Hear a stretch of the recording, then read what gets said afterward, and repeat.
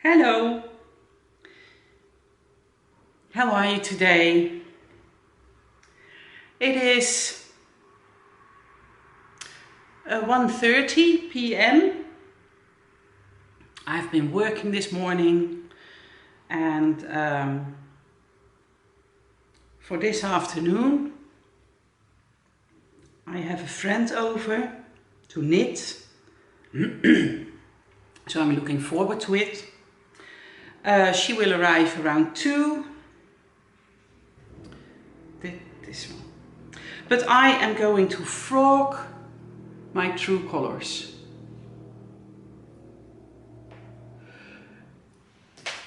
Somehow it doesn't spark joy. Do you have that sometimes, that you are working on a project and that you think, am I going to continue this, or am I going to set this aside or even stop it? Because I had it set aside for a while, for a long while really, and all of a sudden I thought, no, this is not going to be what I wanted it to be. So I do have some stitch markers here on my needle, so when I take the needle out, I need to catch the markers.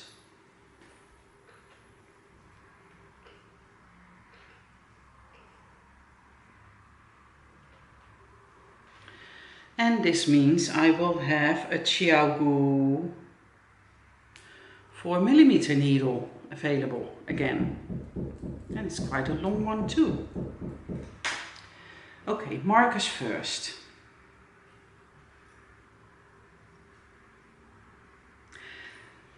I don't mind frogging it. Sometimes it just happens that that you fall out of love with a project.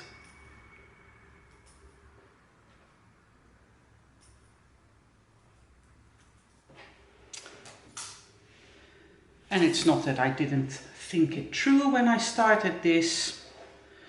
It's just not what it was going to be. This project is knit in Lang Yarns Di Pinto in a beautiful colorway, which only has a number, of course.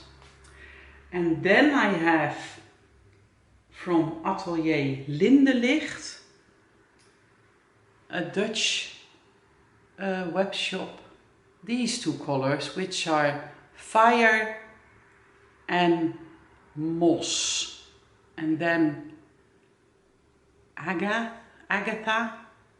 the mineral, or how do you call it? A pretty stone. So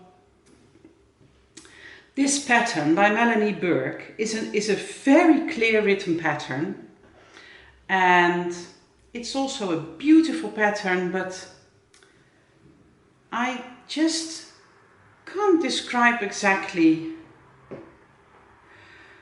why it will be frogged, why I won't continue this.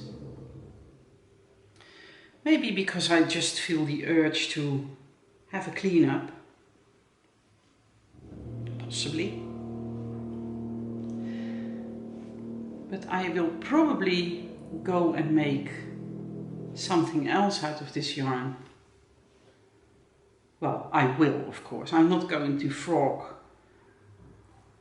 1/3 of a scarf if I do want it anyway.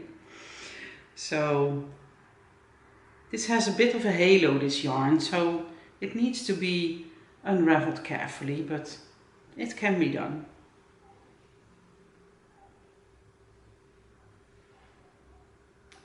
Oh, and this is so funny.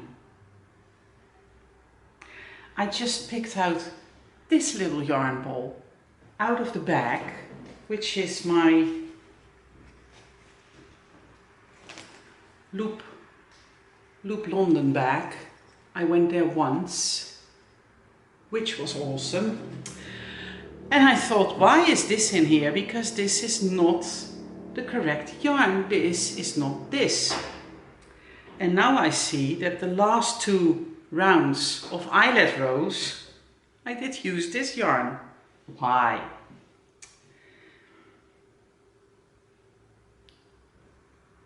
That would be a bummer if your shawl is finished and you catch your mistake then. Well, if you didn't see it, why bother? But I would probably be a bit off about it.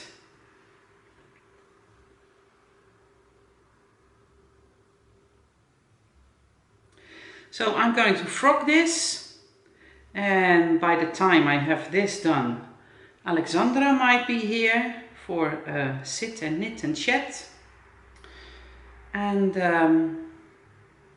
I will talk to you later.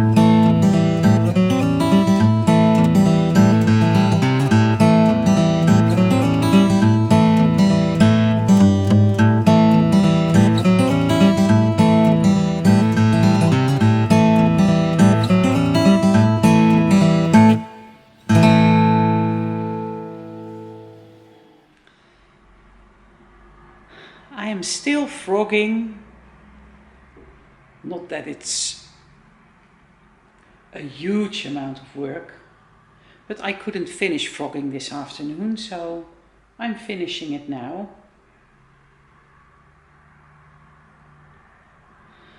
And I labeled all the merino yarns. I still need to label and skein up the merino bamboo, but I will continue that tomorrow or this weekend. Oh, tomorrow I'm going to Emmeloord. Then I won't be doing any yarn labeling.